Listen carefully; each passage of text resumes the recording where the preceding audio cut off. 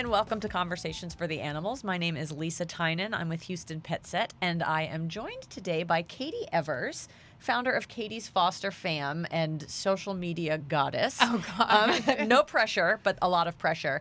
And I'm excited today, as somebody who spends a lot of time doing social media, to talk to you not only about your fabulous organization, but also about your success online, in the online world, and fundraising and doing nonprofit in a completely new, relatively speaking, way where, you know, people who have been a nonprofit for decades are having to completely navigate something they've never seen before, which is online fundraisers and social media influencing and all the different types of social media. So we're going to break it down today, and we're going to help some of our rescue friends and our non-rescue friends who are interested in the world of animal welfare navigate these sometimes treacherous waters, because social media can be scary. Yeah. No, thank you so much for having me. I'm Absolutely. excited to be here, excited to share what, experience, knowledge I have with the rescue world on social media as well. It's a crazy place. But before we get into that, I want to talk to you about you. You are the founder of Caitie's Foster Fam, which I will admit I didn't know about until recently, until I started working with Houston Pet Set. But like now I've seen what you do, and you do a lot for an all-volunteer organization. You do focus primarily on medical fosters, is that right? Yes, absolutely. Yeah. So we are newer. We founded in May of 2021. Oh, so you are really new. Okay, yes, so it's not just I yes. didn't know you. You didn't exist. Yeah, exactly. Yeah. So I have been rescuing, in Houston for almost 10 years now. So I've been around. I've just been really behind the scenes, as well as, on some social media behind the scenes for many other rescues in the community, and I basically got with some fellow volunteers and really talked about, our love for medical cases, more difficult cases that understandably a lot of rescues can't take. Right. They're, harder medically, they're harder emotionally sometimes, as well as financially. Right. So during the start of COVID times, when we were home a lot, I was doing a lot more on social media and really got with some of those volunteers and said, I think we can do this. Like, why am I not just doing it myself? So with a team, we, founded in May, and we focus on more medical special needs. That could mean like special needs, like a puppy with a cleft palate that ends up needing surgery, needs special feedings when younger. And those surgeries, can range up to $4,000 just for one surgery. And so that's a hard take for a rescue to know that it's coming in going to minimum cost you, $4,000. Right. And then not including complications. Right.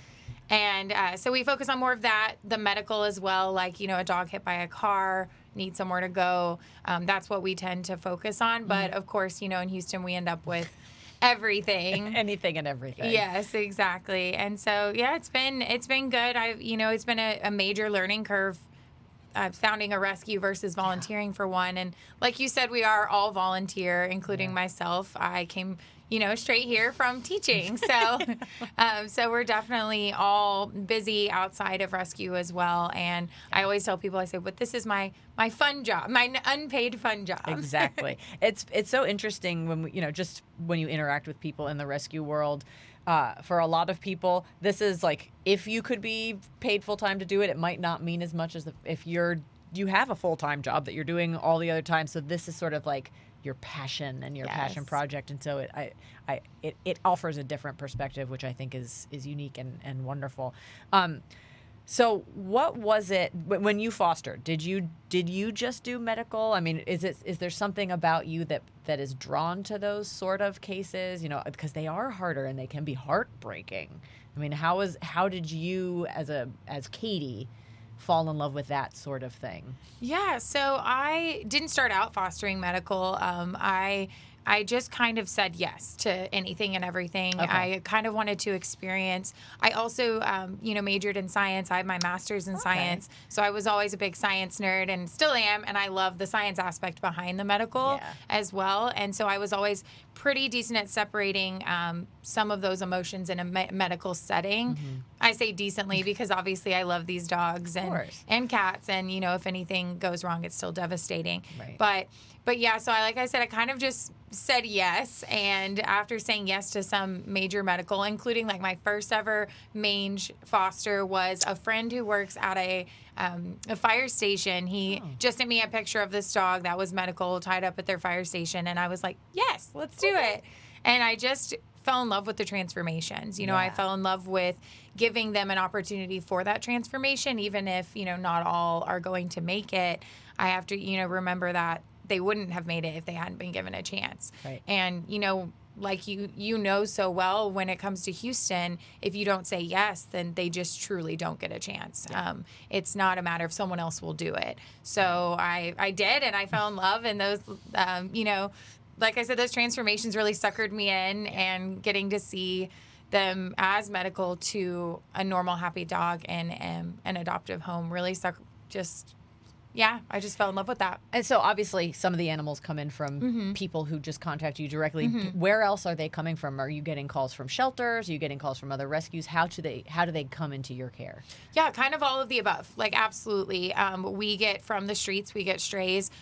We have volunteers, including myself, who will literally go out to the streets and pick them up. There's a lot of independent rescuers who are, go out and feed stray animals as well. And if they see major medical that they know needs an immediate help, they'll reach out as well. We do pull from shelters. We pull from Barrack, Harris County, and some other nearby shelters as well. I definitely just now at this point get a lot of, hi, Caitie, here's this dog. So pretty much every way you can imagine. We do take, some owner surrenders as well. Okay. If it comes to that, we try and, we've talked more about other opportunities to allow people to keep their dogs and things like that too. But sometimes their best option is to surrender, and so we've done all of the above. Sure. And then the ultimate goal obviously is to get them adopted. Do you only do local adoptions? Do you adopt out? Do you transport out of state? Do you have whatever works? Do you have a plan when it comes to that? Yeah, absolutely. We definitely do, like you said, kind of whatever works and whatever is best for the animal. We are a smaller rescue, which means we try and keep less animals in our system at a time. Sure. I say smaller. It's still, I would say it averages about 20. It's, That's it's still a amount. good number, Yeah. but we try and keep it around that because we do take the more medical. So we're always on the phone with vets, always going to vets, as well as focusing on, where can we get them adopted. Right. So we work with out-of-state rescues to transport if they're not getting adopted locally. We also will transport to adopters if they are out of state too. We have a really awesome volunteer team who can, keep up, help get some transports done, and we've had a lot of really good success with in and out of state adoptions. How many volunteers and fosters do you have just generally? We have a Facebook page of just volunteers and fosters with a little over 100 people. Oh, wow. And when each participates really just depends. Sometimes it's busy season for them. We have a solid about 6 people who we could call like coordinators, and I call them like the bosses. It's like they're all volunteers, so all unpaid, but they are the consistent team. I have a really awesome medical coordinator, adoption coordinator, marketing, things like that. Awesome. I love that. So I'm going to check in briefly. This is Conversations for the Animals. I am Lisa, and this is Caitie Evers with Caitie's Foster Fam. One of the things that I find so fun about your group in particular is your ability to tell a story. And you mentioned you are drawn to those transformations. And I have a sneaking suspicion that that is what draws a lot of your audience to your content as well, is that you show some incredible transformations. I mean, animals who look like if you had passed them on the street, you would have just assumed that they had perished, to happy, bouncy, healthy. Is that, I mean, what is, I don't want to say what is the secret to your success, because that's a really weird question to ask. But do you find yourself focusing on those transformations for your social media content? Is that what is getting people engaged? Yeah, it definitely is one of the main things. Like I, even have it, like I'll say, like not a tagline, like a little bio, like if you're here for dog transformations, you're in the right spot. Right. Yeah. So it definitely is a lot of the transformation, but it really just comes down to, the story, as well as I really focus on transparency.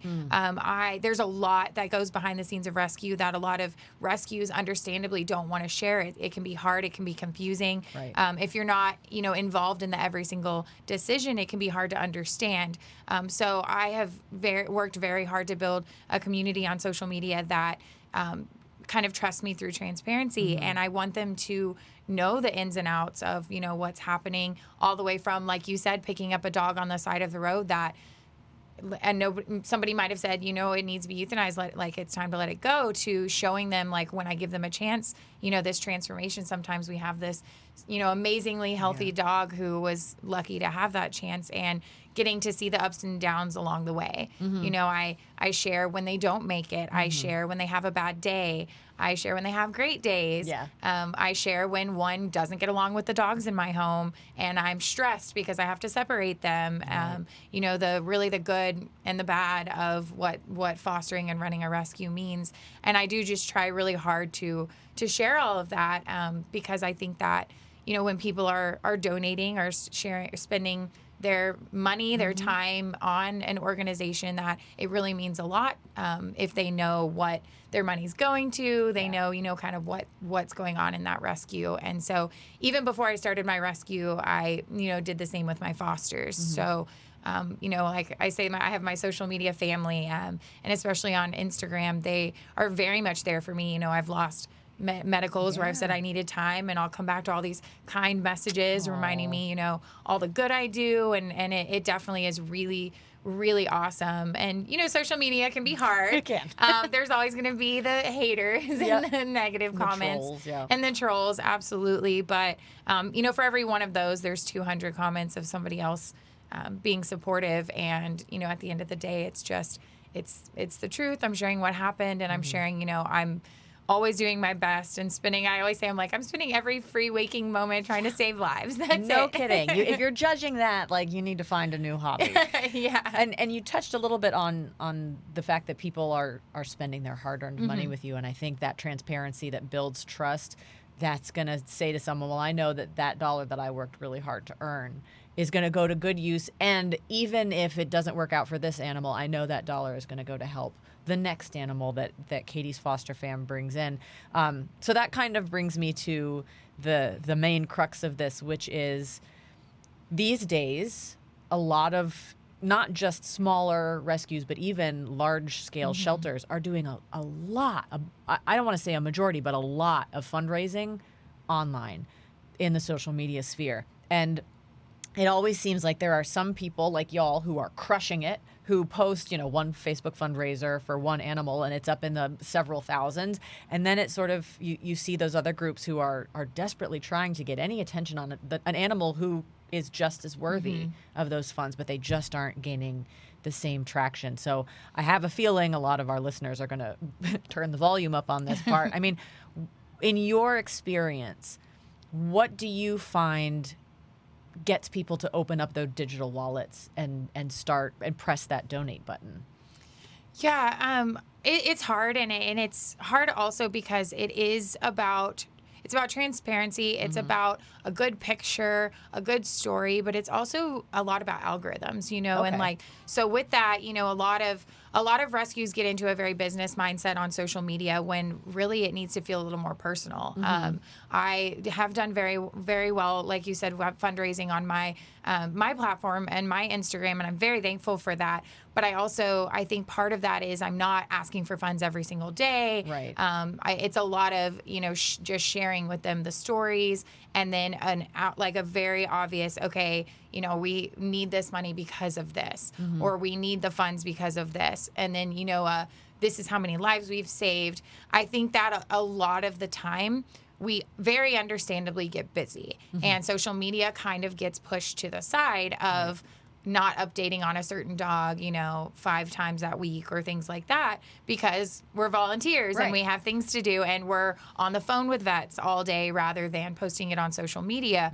But really, truly, those social media posts, a lot of these people, it might to us just look like a comment, and we don't know if, it's a fake comment, if it's a troll, but a lot of the majority of them are real people that shed tears for these dogs, care about these dogs, and the second you don't give the updates, then they start to lose trust that their money is going to this good organization, or to actually save that dog, and they're following because they want the updates, because they want the story. So it's consistency, it's building that trust with them, that relationship, and remembering that these people are not just it's not a dollar, it's a human that donated their dollar. And we really do prioritize a lot on social media.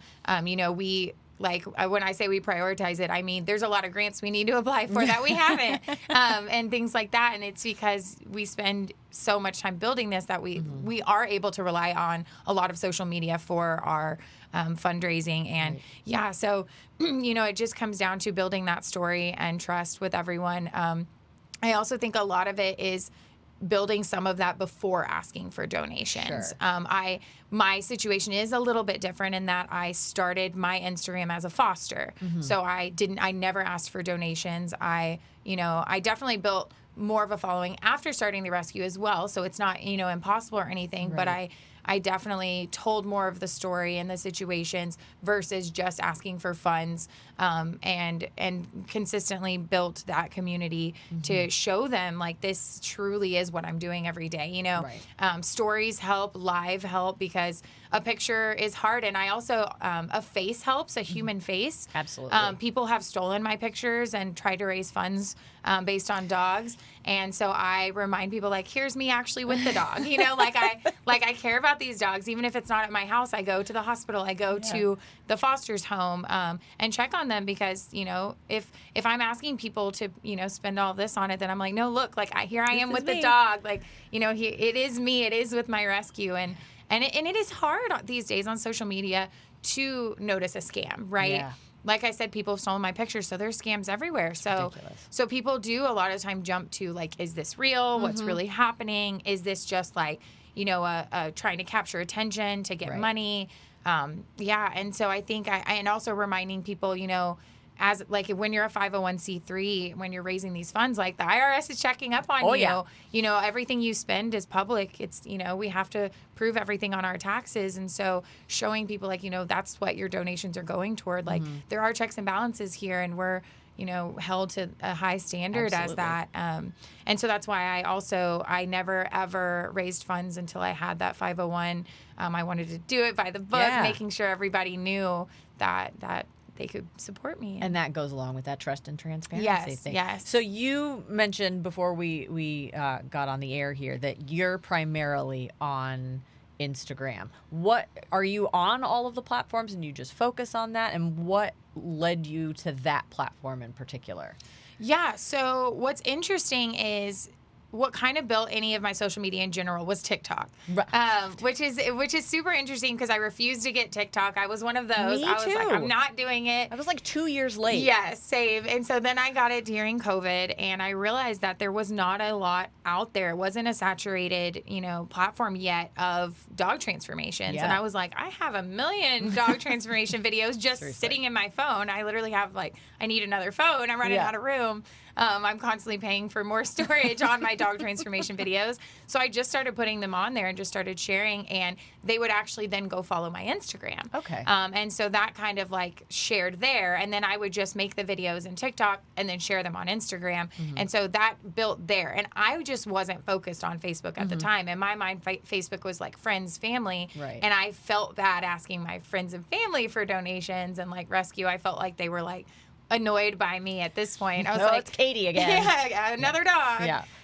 So I did that because of that, because it was a totally different, it wasn't friends and family, but it also targeted a younger audience. So one of the big differences I've noticed between donations on Facebook and donations on Instagram are Facebook donations tend to be older crowd, and they donate more at a time. Okay. With Instagram, I've noticed that some of my donations and the platform is very big on like $5 Friday and things like that, like more, and a lot of them in their early 20s are wanting to help, and so they donate $2 here and there, but that adds up very quickly, you know, when you have thousands of followers. So building that platform, while it seems like, you know, you might not be targeting a more wealthy audience, you're targeting people with just as great hearts who donate what they can, and it really is just, you know, I'm like every single dollar helps, like every single one. There is no like amount that, oh, you didn't donate this much. Like every single dollar means just as much, and is so helpful for donations. And I think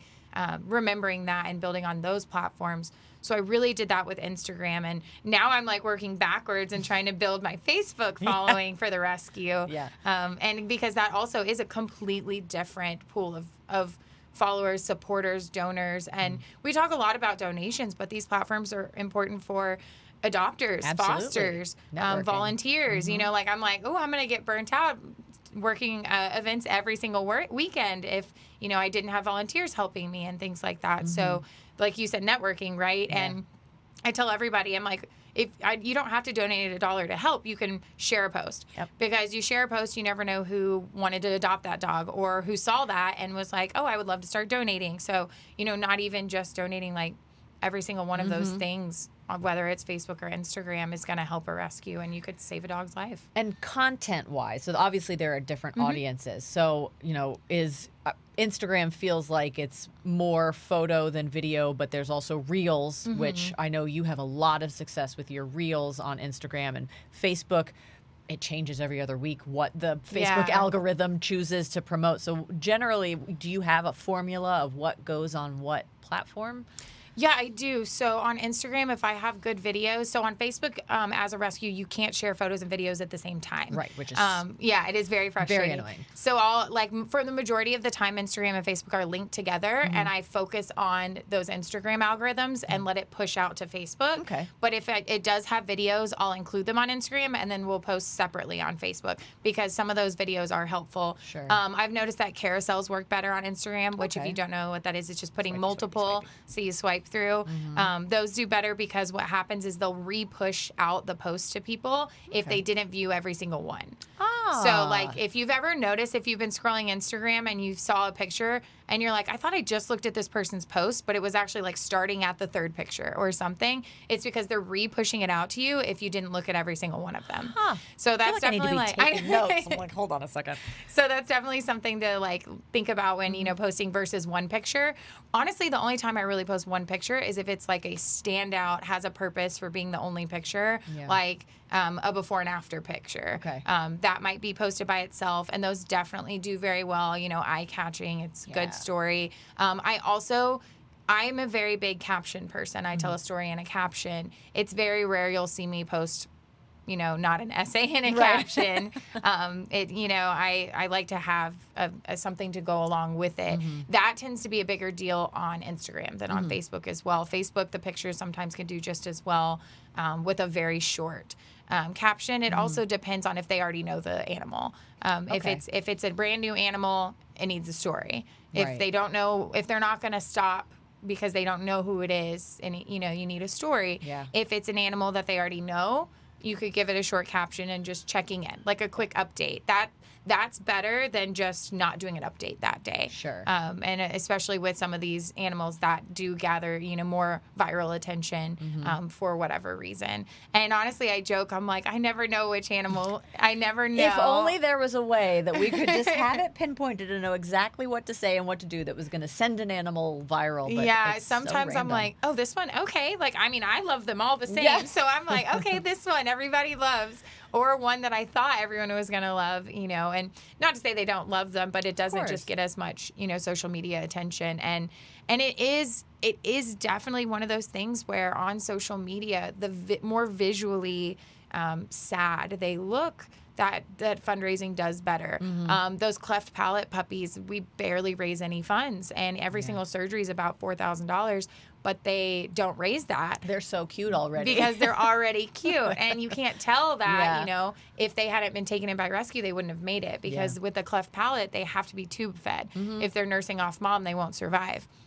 So they you can't tell by looking at them that anything's wrong, and people just see a cute, usually bulldog type mix, and they don't raise as many. So it is also one of those things where, you know, rescues do have to think about, you know, okay, how many funds did we raise with this one? What does that mean we can intake? Because at the end of the day, the bills have to be paid. Right. And so it's hard, you know, separating that from like, I want to save every single dog, to, okay, where are we at fundraising wise? Right. Because our hearts would take them all, but then you just end up in a situation where you're stuck and you can't save more. Right. Now, obviously, you don't have all of the animals in your care. So that means your fosters are also responsible for gathering some of this content. Do you do social media training with them? Do they send it all to you and you put it all together? How does that work? Yeah, so I have like a couple, you know, how to take good pictures and stuff like that on a document when they start fostering. Could I be better at it? Absolutely. Sure. We could all be better. Yeah. We're learning, Yeah.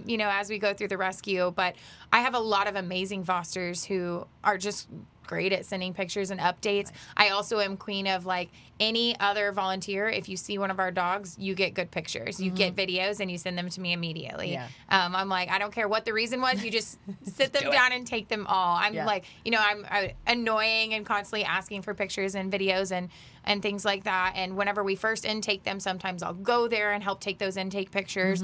So that way I at least have them. And so it definitely just has become one of those things where they see the need. And honestly, my fosters are great about it. Awesome. They've been really awesome.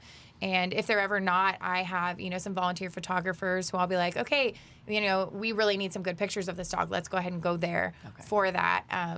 And stuff like that. And I'm starting one of these things with my volunteers. We have, like I said, a private Facebook page. And in that I'm doing like once a month a quick live on there explaining something. And one of those we'll do about, getting your foster adopted, basically, which will include, getting pictures, updates, things like that. Because, thankfully we get lots of them from them, because a picture at intake and a picture when needing adoption is not the same as that story of like, in between. Yeah. So we definitely have been lucky with fosters doing a good job of and that. I have a sneaking suspicion that people who are drawn to your organization probably saw that big social media presence and were like, I could totally be with this organization because I take 3 million pictures of my own pet, so I could do this. There's probably a link there somewhere. What do you do when confronted with the negative side of social media? I mean, it's always hard to fathom that somebody would come on a post of an animal in need who is being helped and have something negative to say, but it happens. Yeah. It happens a lot, including from other people in animal welfare, which always boggles my mind that we're like cannibalizing each other. But how do you handle it? How do you train your fosters and volunteers to handle it? Yeah, so I try and do a lot of upfront prep for that, especially with some of these posts. So like, with some of these, we get hundreds of thousands of views on some of these posts, and it's going to come with the territory. Right. I had to learn quickly, and I didn't expect how quickly, like the growth happened very, very fast, which exploded. I think is what happens with social media. It goes from, 0 to 100, and having to preface before I post with my team, with myself, kind of, okay, people aren't going to like this. We're going to get both mindsets, no matter what we do. So we just need to remember that we are 100% making every single decision for the dogs. Right. We're not doing it for the people. We're not doing it for social media. I would never keep a dog alive because social media wants me to keep it alive. Right. I would never euthanize a dog because social media told me to. And so we were, talk as a team, say every single decision, did we make it for the dog? Yes. Then that's all we can do. Mm-hmm. We can be transparent and then know that the negatives are going to come. It's really an internal battle of, do we delete and block or do we leave them? Because hate comments are actually really good for algorithms. Hold on. So is it good because the platform pushes it, or because other people respond to it? Other people respond. Okay. So it gets engagement. Yes, okay. It gets engagement. I was about to be really mad at Facebook and Instagram. No. Like, Facebook and Instagram aren't pushing it out more, but what's happening is more people are going to see it. Okay. And it's hard though, because it's like, if it has anything that would hurt a foster's feelings, I would delete it. Sure. If it would be my own, then I'm like, I don't care enough. Like, I'm like used to it at this point. Yeah. I'm like, I know that what I did was right. And also I have, a lot of supporters who immediately reply and are like, no, like, do you know what she's doing? I'm like, thank you. I know. I'm like, thank you. But like I said, if it's anything that could be harmful, mentally or anything to another foster or volunteer, then I'll just delete and block because it's not worth it. Right. And I don't want them, seeing or hearing anything that would make them sad. And so I definitely... Yeah, it's so, like I said, sometimes I'll leave them because I'm like, it doesn't matter. Right. It's whatever.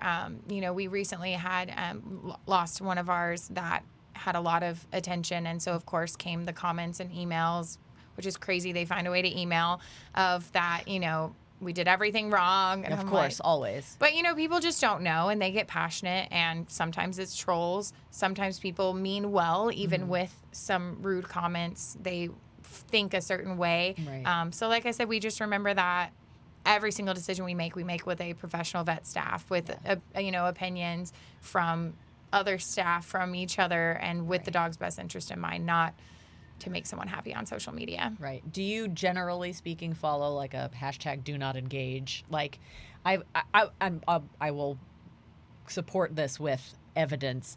I have seen on social media, and I am a big proponent of hiding comments when you can hide them, rather than, because then what happens when you delete a comment? If you don't block, that person just comes right back and says, I can't believe you deleted my comment. Then it's a whole new thing.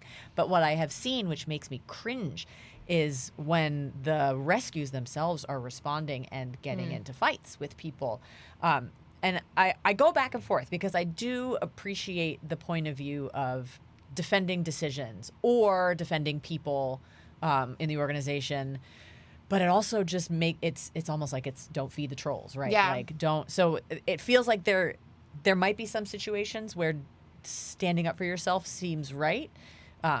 But I kind of tend to lean towards your delete and block or just ignore. Yeah. Have you ever found yourself in a situation where you have felt like you've needed to stand up for yourself and explain, or do you just... It depends on the comment. It depends on the post, because some of these posts have 10,000 comments. Right. And so it's like, I can't keep up anyways. Sure. So if someone's commenting something mean, I'm not even seeing it. Then there's the in-between where it's hundreds of comments where if I take the time, I can see it. But I also don't have to take the time to look at every comment. That's true. So if I am looking at it, I'm like, don't engage, like whatever. But there are some times where, although it comes across rude, sometimes I feel like a quick, kind reply can actually be educational, not only for the person that's commenting, but for other people reading it. Right. Sometimes that's what I try and think, like, can I make a quick, again, kind and respectful? I will never argue. I will never go back and forth with someone. But can I make a quick educational comment that can help other people? Right. Then I might. But yeah, if it's, especially on Facebook, I'm just like, just don't engage. Don't, It's like a don't go back and cesspool of forth. rage. Yeah. I mean, I would say the same with most things on Facebook. Yeah. It's not, we have to remember that now we're an organization. It's no longer just a couple, I'm not someone on Facebook just, passionate about dogs making this comment. Now I represent an organization, and everything I do and say goes back on that organization. So I have to really, really think about that in whether it's Instagram or Facebook. So yeah, I mean, it is a case by case, but I think honestly, if you're unsure, do not engage is a solid choice, because not engaging is just a safer route. And it's better for your mental health, It I is. find, because what happens when you like in your heart and head, you think, if I reply, I'm going to shut them down, and that's going to... And it but doesn't they work. always come back. They always come back, and you're never fighting the same battle. It's always a mess. So I think for all of us, for our mental health's sake, do not engage should be our general mantra for it. And I know something you mentioned sort of stuck out to me, and I think where we as in the entire animal welfare community, run into trouble is, yes, we represent organizations, but it is such an emotion-driven industry that it can sometimes feel impossible to let that go or to let it be without getting involved. But what I find is that those quick replies, because I've seen the difference between that, because a lot of times you can, with a very gentle, kind reply, you're not going to necessarily change anybody's mind, but you diffuse the situation. They don't become combative. And it's possible that they have just gained a little more respect for your organization. They might come back with a different angle, whereas it's almost guaranteed if you pick a fight with somebody, you've lost them and all of their friends as potential supporters, volunteers, fosters. Yeah, and like I said, I think it's important to think about it from the mindset of who all's reading that. This is not a private conversation. Right. So even if you are, whatever you're saying back to them, everybody's seeing. Right. If you come back combative, everybody's like, what is this organization doing? Like, why are they, engaging like this? That's not, that doesn't make sense for an organization. And it is emotional, and you do want to say these things sometimes. Sometimes I'll screenshot, talk to the team and be like, well, why are people saying this? That's what those private messages are for. Absolutely. But not to post, publicly. And also because the people that I'm sending something to privately know my heart, know, their hearts, know what we're doing behind the scenes, and people randomly scrolling on Facebook don't. So do not engage. Do not engage. And I will, like, as an alternative, because I know in previous positions I've had, oftentimes if you know a larger conversation needs to be had with somebody, if they are an influential person, for example, and they're clearly wrong about something, I've found success with, we would love to have this conversation with you over the phone. Could you send us a private message? We want to be able to communicate with these, but this is not the forum. Most of the time, they shut it down. They don't want to put the effort forth. Right. They're like, I'm over it. I've moved on. But I feel like that shows a willingness to engage, but in a professional way. Yes, it's definitely weird to find that balance of ignoring, do not engage Right. versus ignoring, because sometimes people are like asking you questions that they want to know answers to, or they're, big donors, or even just supporters. Like, you don't have to donate to be someone we care about. Right. And so it's like, what kinds of questions are they asking? Also, if they're not asking it in a respectful way, I'm not going to Sure. engage. But sometimes they ask something that could be taken kind of as like an attack, but maybe they mean it well. So saying it something like that, like in another platform, or like, let's email, let's talk about this. Absolutely. We also get sometimes, angry adopters or things like that commenting when, honestly, a lot of the time it's miscommunication on Sure. something like, we did send an email back, they didn't get it, or something like that. Right. And so a lot of the time for that, a very quick, respectful, like, oh, we acknowledge that you didn't get this. Like, we're going to try to send an email another way. Or can you Sure. send us a message so we can make sure we have the right email? Not like, and even then you have to be very cognizant about what you're saying, not just well, we emailed you. I sent it. Yeah, or I sent it. And sometimes you want to, but that's not you have to put on that like PR mindset of like, okay, how do I approach this, and making sure that people, even if you're exhausted and like constant comments, and a lot of the times people forget that most rescues are volunteer based. Yep. Every time I post something at school or something on my Instagram, people are like, "You're a teacher? I thought you did rescue." And I'm like, "No, rescue is my baby. It's my free time job with no pay."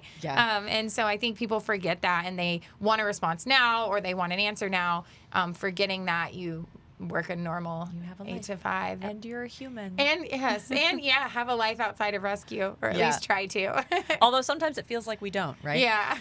Well, I personally, I really should have taken notes. Like, I have learned, and as someone who has been in marketing professionally for a long time, I've learned a lot. So I Awesome. really hope that our listeners and our viewers are able to take away, because when it comes down to it, we survive based on the generosity of others and nonprofit. Absolutely. And in order to engage those donors and engage those supporters and fosters and volunteers and cross posters, we have to be able to tell our stories appropriately, but we also have to be able to navigate the algorithms and the new trends and hashtags and memes. And I think this will be Trends. we could do a whole other podcast on like memes and trends and trending, like what maybe Trending sounds.